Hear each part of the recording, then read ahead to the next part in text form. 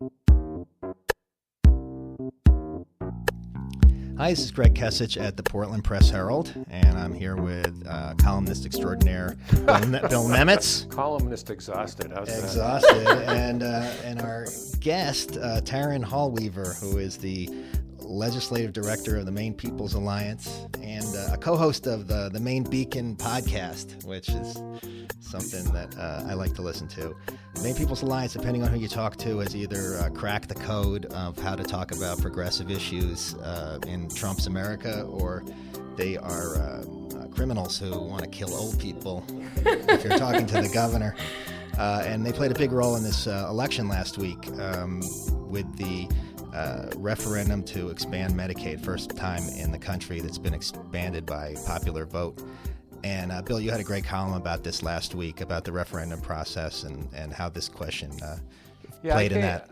Going into this election, we were all hearing about this complaining about referenda and government by referendum, and why do we have so many things on the ballot, and we need to make it harder for people to get on the ballot. And a lot of it was directed at the two referenda questions, one of course being the Medicaid expansion and the other being the casino bill. And as we came away from it, I thought, if anything, this election was a real vindication of the citizens' initiative as a last ditch or a check, if you will, on government by direct vote of the people. In the case of the casino, yes, they got on the ballot. Yes, they did it with questionable tactics, paying for signatures, funny fundraising, all these things. And a lot of people were concerned about that. In fact, that's where the calls for higher hurdles were coming from. But in the end, the people saw right through this thing, and they absolutely annihilated it. Have you ever seen a lopsided vote like that, where one side ran a campaign? Exactly. It was unbelievable. Yeah. So it left me trusting that, hey, people know they know a clunker when they see one. And then conversely, if you look at the Medicaid expansion, over and over and over again, Maine people have been calling for this expansion, whether it's in polling, whether it's in the legislature, passing it 5 times, only to have it vetoed by LePage and have his Republican cabal in the House sustain the veto. But the will of the people has been clear all along. The people want this thing. So finally, by you folks putting it on the ballot, it finally gave people an opportunity to say that and say it loudly and clearly. So I came away from it. I know there are problems with referenda initiatives that then get trashed or changed or thrown out completely by the legislature. Nevertheless, this past election kind of renewed my faith in that process. I think that's exactly right. This past Tuesday's election was big win for Mainers and big small d Democratic win, and affirmed that voters do in fact know what they're voting for. And you can't have decisive margins like 83-17 on question 1 and 59-41 without that. It also affirmed that spending a bunch of money and putting up a bunch of lawn signs isn't the answer. And the question 2 campaign was really centered around the experiences of the 80,000 Mainers who've fallen in the coverage gap and haven't had access to health care, and stories are powerful and they move people. Mm-hmm. And then on your note about the legislature, I think the other thing that the election affirmed is that voters aren't ready to give up on the process, and turnout was high in an off-cycle election. Mm-hmm. And on the same day that question 2 passed, we collected over 40,000 signatures to put senior care for all on the ballot in 2018. Mm-hmm. And I ran trainings for our members and volunteers all across the state who had signed up to go to the polls and collect signatures. And at each of the trainings, at least half the people had never collected signatures for an initiative before. This is kind of similar to what you did last year with Medicaid expansion. Wasn't it at the polls that you launched that signature? Yeah, that's right. So on the same day that we won big on minimum wage, raising wages for 1 in 3 Mainers, and passed question 2 to fund education by taxing the wealthy, we collected 65,000 signatures through volunteers across the state to get Medicaid expansion on the ballot. And of course, that was the same day that Donald Trump was elected president. So there was... Including winning the 2nd district. Exactly. Yeah. Yep. So there was a lot of concern initially that the ACA was going to be repealed. I mean, Donald Trump was asking for a repeal on his desk January 20th, and we knew that we had a moral imperative to go forward with the initiative, and we saw on Election Day last year in places like Sabattis and Holton and Jay, people coming in to vote wearing Make America Great hats again and signing the initiative. And we knew experientially, and we know from our organizing, that if you run on the issues, you can win on the issues, and we can build a coalition that's stronger than politics of hatred and division by folks like Donald Trump. So, you know, in hindsight, we're the first ones in the country to do it by the ballot. It's huge momentum, and I'm really glad that we pushed ahead and were bold about what's needed in this moment. And you're kind of on a roll. You had the minimum wage vote a year ago, and as I remember, there were a lot more votes on that referendum than there were for president. That's correct? right. Yeah. So people voted for minimum wage and then left the president line blank. In some cases, yes. 82,000 more Mainers voted to raise the minimum wage than voted for Donald Trump. And minimum wage in question 2 outperformed Democrats in all counties, with the exception of Cumberland County, where Hillary Clinton did better than the initiatives. But then even in Cumberland County, if you kind of zoom in the so-called white working class towns, like Naples, Sebago, Bridgeton, New Gloucester, Westbrook, that's where the economic populist referenda outperformed. So you're seeing this trend of areas where Democrats might be traditionally losing ground, where if you run on the issues, you can win. So that's really interesting that the issues seem to be very popular, but we're not electing the same kind of people who follow those issues. So some of those run into problems in the legislature. We had a little problem with the minimum wage, or, you know, it was a pretty major plank of the minimum wage was taken out. The tip wage, or the tip credit for tip workers, and certainly the surcharge on high incomes to pay for school funding did not have the kind of support it needed in the legislature. How do you explain that? How is it that the issues play so well, but it doesn't translate into the kind of people that you need to carry the ball across the goal line?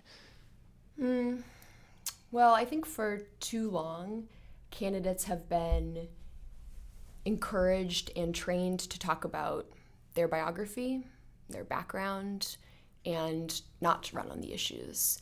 And when I think about the legislators who really went to bat for working people, single moms, struggling Mainers, I think about people like Gina Melorano, who represents Auburn, who was, I think at midnight or 1 a.m, the last representative at the minimum wage hearing to talk about her experience as a wage worker and how important it was to defend the win for 180,000 Mainers who had just gotten a raise. And I think about Representative Heidi Brooks, who represents Lewiston, who held a 48-hour vigil in the State House to protect prescription drug protection programs.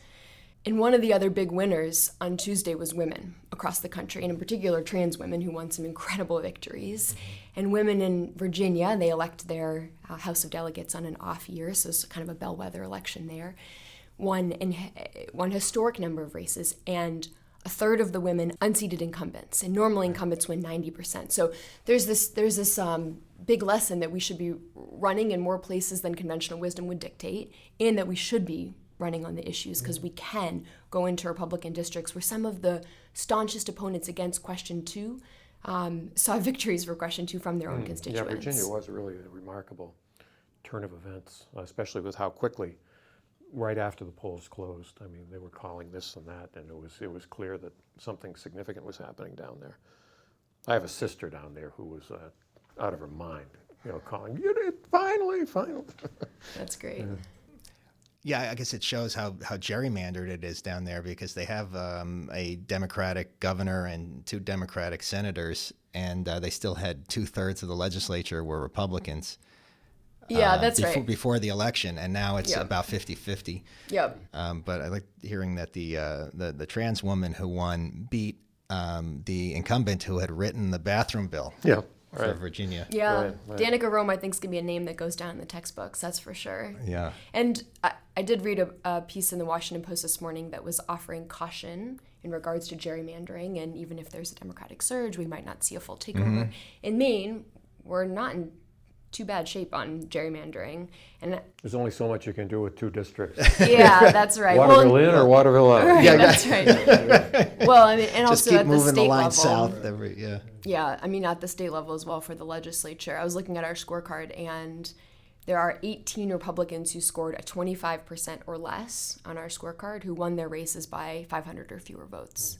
Mm-hmm. And that's the difference between a presidential and midterm election. So if in 2018 Democrats turn out like it's a little bit more like it's a presidential year, and Republicans turn out a little more like it's typical midterm, that could be the margin of victory. So do you think that's going to impact how they deal with the Medicaid expansion? I've felt the fact that it is an election year, and I think you're right. I think that there is, there's momentum. Perhaps it's too early to call it a wave. Maybe we need some months behind us before we can do that.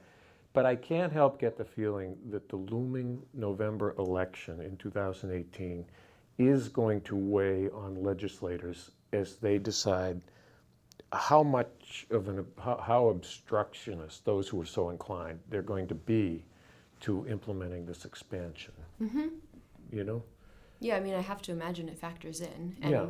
Or are you afraid that we're going to go the same route with this that we went with on the surcharge, for example? No, I'm not afraid of that. I think, if anything, last week's election was a doubling down by voters on the process and on wanting to make change. And Governor LePage is an expert at making every situation about himself. Mm-hmm. So within 12 hours of the polls closing, he had captured some share of the media attention. And what he's threatening to do is illegal. And if he doesn't certify the election or doesn't apply for funding or doesn't issue benefits, he'll be in violation of the law, and there's legal recourse, and our friends at Maine Equal Justice Partners can sue him.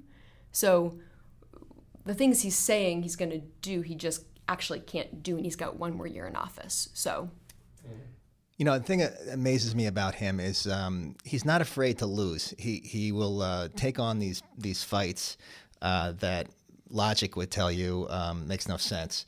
And sometimes he wins anyway, and sometimes he loses, but nobody really blames him. Well, he always wins with his base too. Yeah. Even if he if he loses the bigger fight, I think what's always been his primary motivation has been that he can go back to that 38 or 37%, and he knows that, he'll always be their hero. He'll always get the standing ovation, and whether he wins or loses, in their eyes, he'll have always fought the good fight. And I think that that's good enough for him. Yeah. I also think that he'd much prefer, no matter what it takes, to leave office with this expansion of Medicaid still tied up, legally, probably in the court system. But at least it won't happen on his watch. That it's almost like playing out the clock at this point to just see if he can prevent it. Mm-hmm. And I think there is a number of Republican House members who came in with him in 2010 who are termed out and probably don't have plans. They can't all run for the Senate. And I think Fredette has kind of made his justification for running for governor is that he's more willing to take away health care from people than Mary Mayhew. That's sort of, that's the battle on that side. And I would not be surprised to see them, stick together again. Sure, which isn't a very good reading of the tea leaves on the national front. No, because time and time again, Republicans have failed abysmally to take health care away from people. Yeah. But what about in terms of a gubernatorial primary on the Republican side? It probably is, it's one of the good places to be. Sure, and I think we will see that phenomenon play out. But what you were saying about Trump and his base, and that no matter what, he'll have that 30-some-odd% who are just going to cheer for him. LePage in that case, but it's. Did I say the Trump? Same thing. Yeah, it's a Freudian slip. Yeah. Well, and the Trump phenomenon is exactly the same way. Yeah, exactly. The folks in some of the Rust Belt towns that went overwhelmingly for first Bernie and then Trump, who are still supporting him even though he's not brought back. No, people. The phenomenon is people voting against their self-interest. In large part. That's the part that I still can't get my head around, especially even now when you look here in Maine at a lot of the Republican rural resistance that is coming, say, to Medicaid or Maine Care expansion. Well, okay, but do you realize what it's doing in terms of your own access to health care? Do you realize what it's doing to your local economy? Do you realize what it's doing to your local hospital? And no, they either don't realize or they don't care. And that's one of the things that really perplexes me about this opposition to something like this. Yeah, I mean, I think that's the difference between candidates and issues, right? Because if you go back to the referenda in Maine, people are voting for their self-interest. They're voting to raise wages. They're voting to tax the wealthy. They're voting to provide, well, a year from now, hopefully, we'll be voting to let aging seniors and veterans be at home and age with dignity. And Trump has used strategic racism just the way LePage used strategic racism to divide people. And I just have to believe as an organizer that the way we overcome this is by getting back to the fundamental ways we take care of each other as a community and putting those issues at the forefront. So can I ask you, we have this analysis of the first and second district, the first district being much more liberal and the second district being much more conservative. Is that the right way to look at it? I don't love that dichotomy, and I think it's mostly perpetuated by folks who want to divide and conquer, just to put it in shorthand. Yeah. And I looked at the breakdown in our scorecard of legislators from the first and second congressional district, and on the Senate side of things, the northern Maine Democrats by and large outperformed the southern Maine Democrats. We had something like 4 out of 6 northern Maine senators scored 75%. Now, when you say northern Maine, you mean CD2? Or higher. Yeah, I mean right? CD2. Okay. We don't Yeah. have to go all the way up to Troy Jackson's, but he's one of them. Oh, he's one of them. So Yeah. Troy Jackson scored a Because you 92%. got that Yeah, belt yeah. up along the Mike Carpenter, St. John- 92%. the St. John's Yep. River there, where things do skew remarkably Democratic or progressive, whatever you want to call it. But yeah, there's certainly a kind of a band up there that sticks out. So what's a better way to look at it than more conservative, less conservative?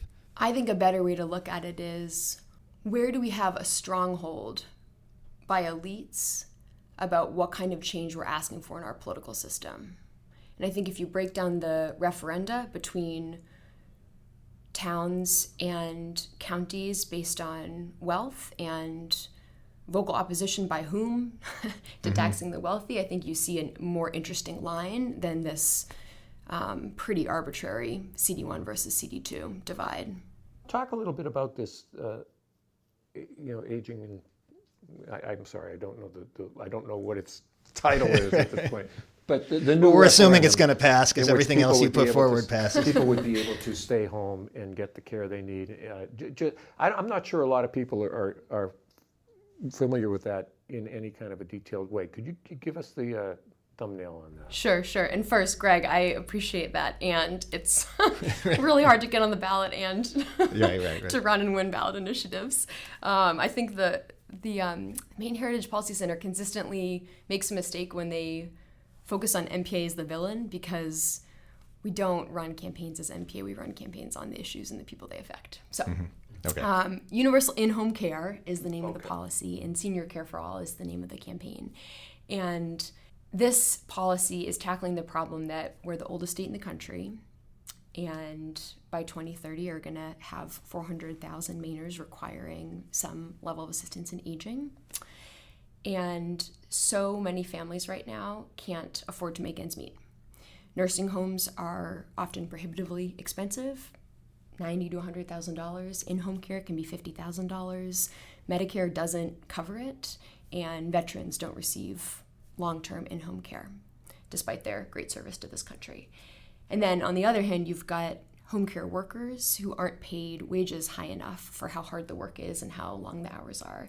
And so you've got this big waiting list, but home care agencies can't hire enough people to even start filling it. So we want to solve that problem by raising funds to provide universal access to home care so that everyone in Maine can age with dignity in their homes, which is what the vast majority of Mainers want. And the raised funds would be in the form of?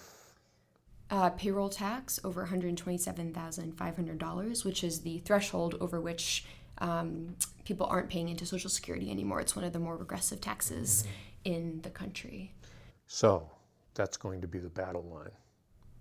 What will? The tax increase. I mean, you can see that coming. Maybe. I mean, we just had conversations with tens of thousands of voters across the state, and I asked our volunteers who collected signatures to fill out a little evaluation on their experience. And the stories that we got back from people were remarkable about people reaching across the table and hugging volunteers and saying thank you for doing this, and just sharing story after story of having to send parents to nursing homes kind of against their will or because they had no other option. And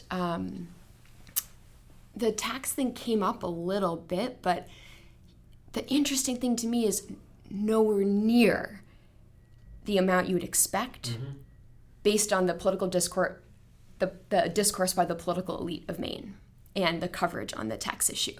Our associate director, Amy Halstead, collected signatures in Freeport, and some polling locations let you have two people there sitting at a card table, and others only allow one person. And Freeport's one of these polling stations that only allows one person. So Amy was there by herself, and she collected, I think, something like 1,100 signatures. And she ran out of papers actually at 6:30, so we had to run someone up, and she missed some of the really heavy traffic. But one day, off-cycle election, almost 1,200 signatures in Freeport, Maine, which is a pretty wealthy town. Yeah. And she said fewer than 20 people even raised the tax issue, and she was explaining it in full to every single person who came to the table. So there's this big disconnect between what the sort of political establishment thinks is feasible and wants to debate, and then what the general public wants and what we're hearing from folks. And polling time and time again kind of quantitatively proves that. And it's a huge middle class problem. It's not just a problem for poor people. No,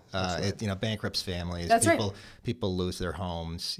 Like you said, people go to nursing homes against the intentions of their relatives, and because they just can't stay at home. And this would be a universal benefit. This would be a universal benefit. Yeah.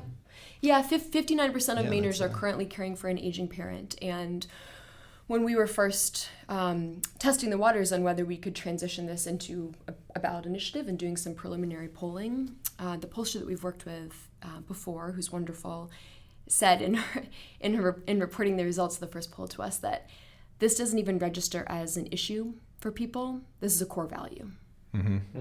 Like, this just resonates on such a fundamental level.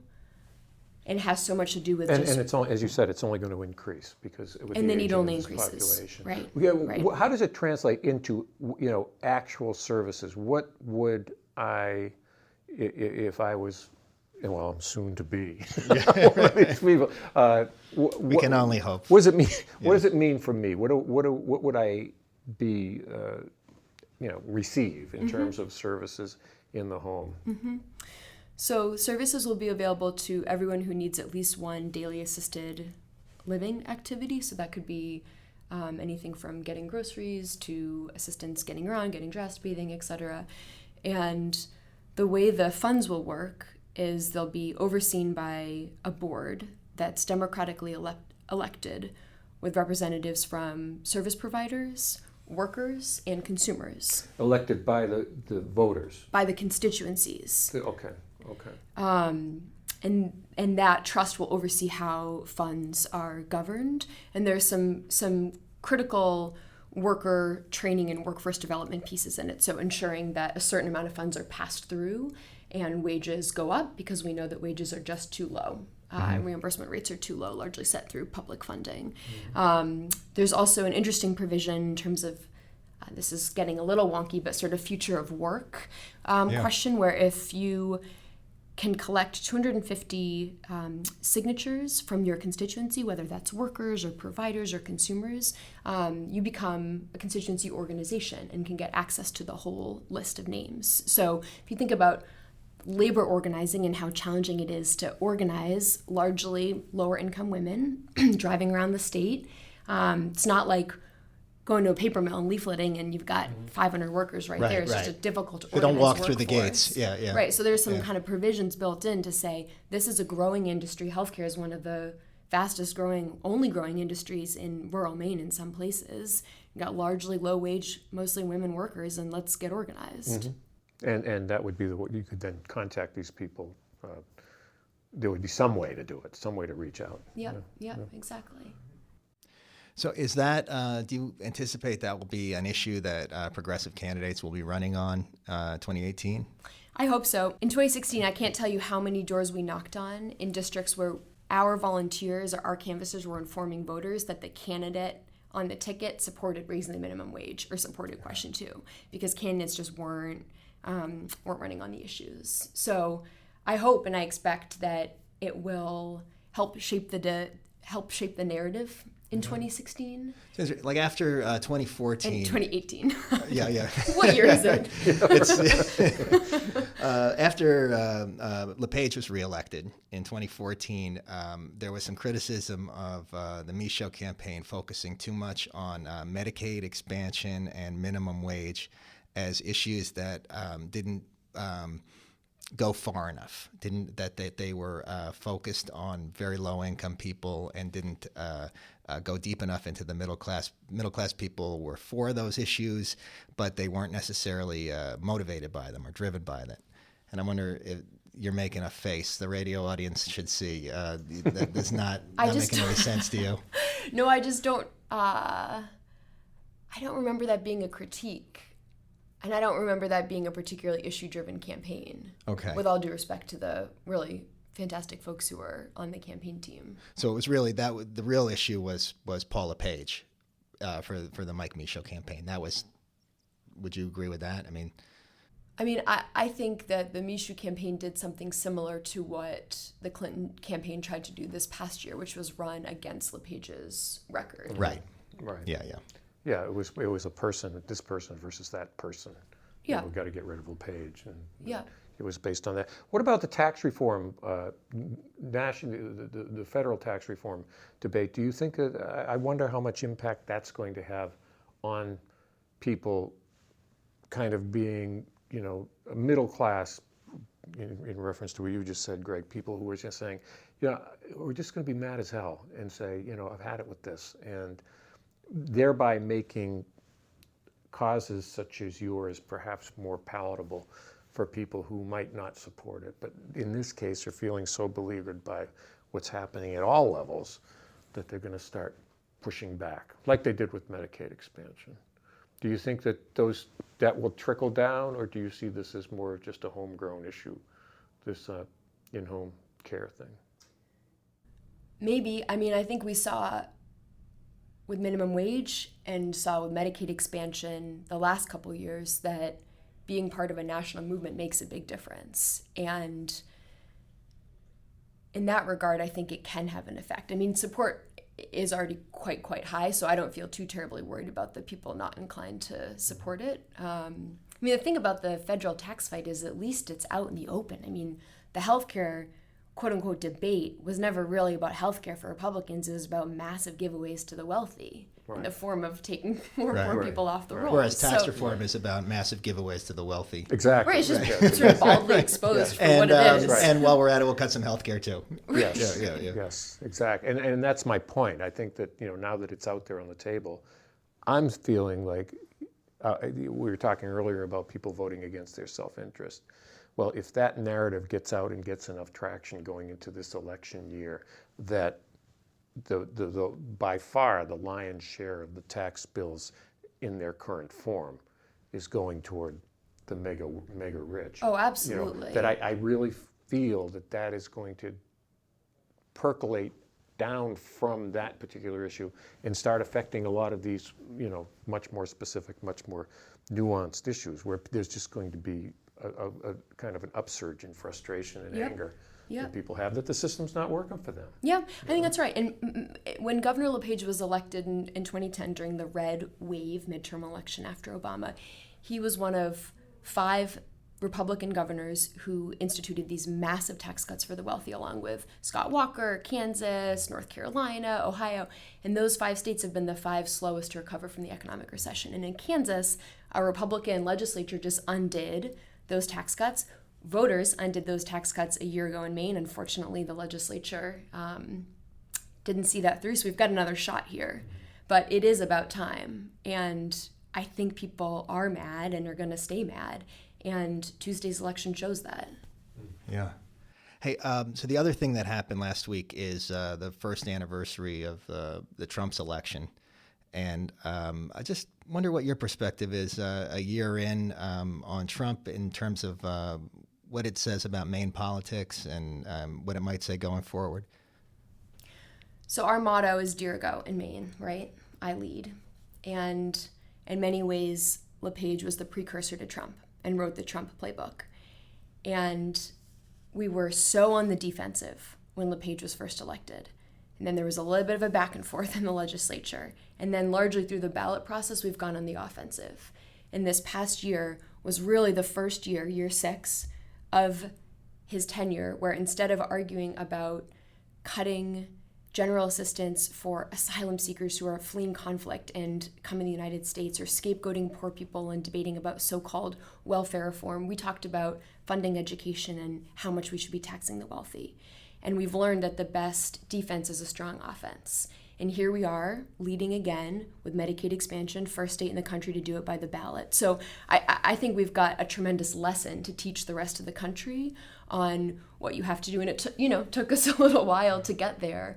And what is that lesson? Don't focus so much on the personality and focus instead on the issue? Yeah, it's both. It's issues over personality, and it's also that we have to be bold about what people need and deserve. What about you, Bill? Where do you think we are a year in? Oh my God. I was actually trying to remember election night on the anniversary this year. You blocked it out a little bit. Yeah. I think we did a podcast the next day, which I believe exists. Well, Did you really? It's kind of like, it is. For many people, it was really a trauma, and it's hard to go back and reconstruct it accurately, But I think that we're on a downward slope. I think we have been. I think that the Trump presidency has actually turned out to be even worse than many of us imagined, because there was this kind of hope against hope that, well, at some point he has to start acting presidential, and now we realize that that's never going to happen. I think that it's just going to be a steady disintegration. And the only question I have is, again, here in Maine, we talk about next November. Well, obviously, we talk about that in a huge way nationally as well.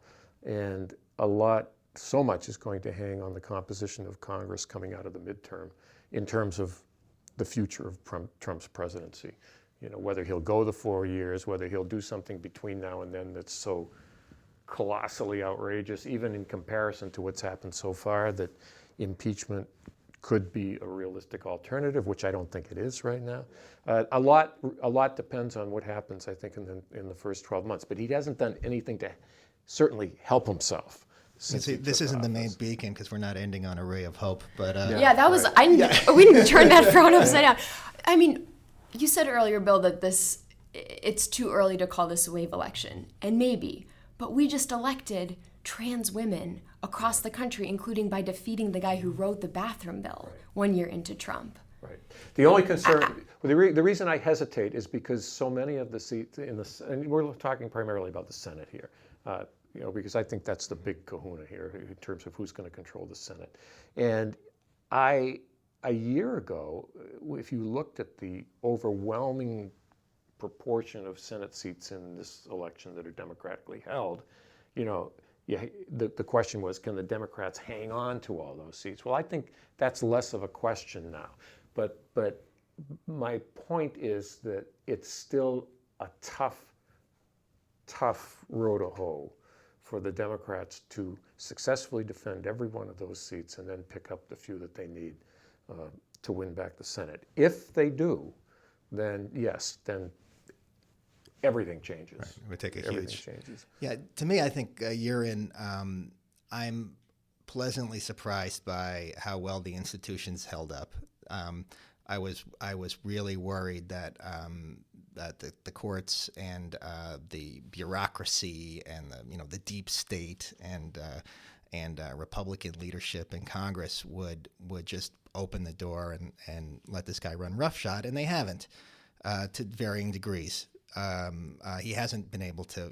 I think what happened with healthcare was a good thing, and it just shows that there's enough grown-ups in the U.S. Senate. Many of them at mid-levels in the bureaucrisy. A lot of people whose names we don't know. Right. Yep, And we do now. Yeah. Right. But the silver lining there is that this administration has been so slow and so inefficient in its ability to fill the top tiers of the agencies and departments is that they have left it pretty much for the career people to do that. And those people, you're right, I think have done a very good job at least staying the course through this past 12 months. Like LePage, I think what they have done a good job of is lowering people's expectations of how competent government is and government's ability to do things.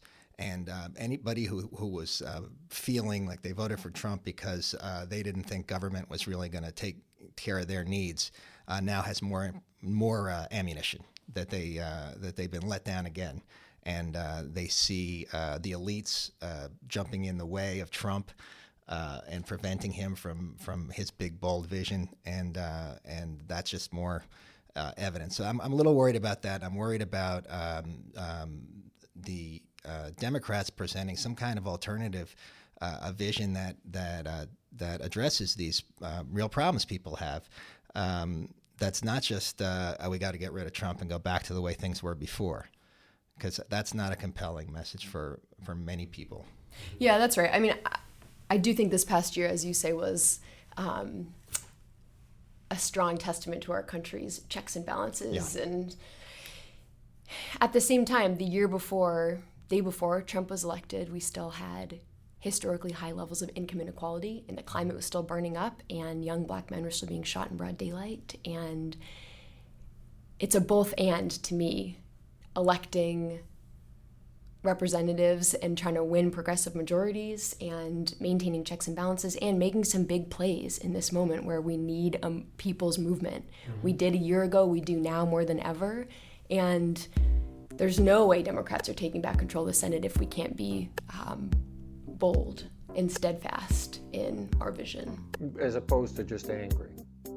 That's my point. I mean, you're right. I think it takes more than just anger at this point. You have to give people something to vote for, and not.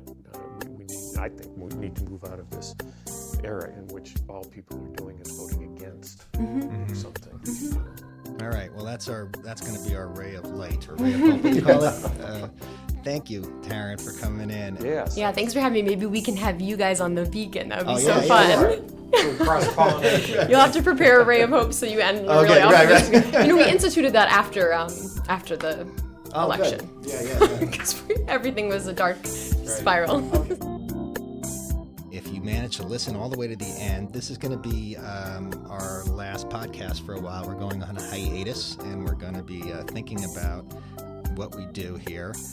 And if you have some ideas about what you liked or what you don't like or what you'd like us to do, leave a comment on the website or send us a message to letters-to-the-editor@pressherald.com, and that's letters with an S.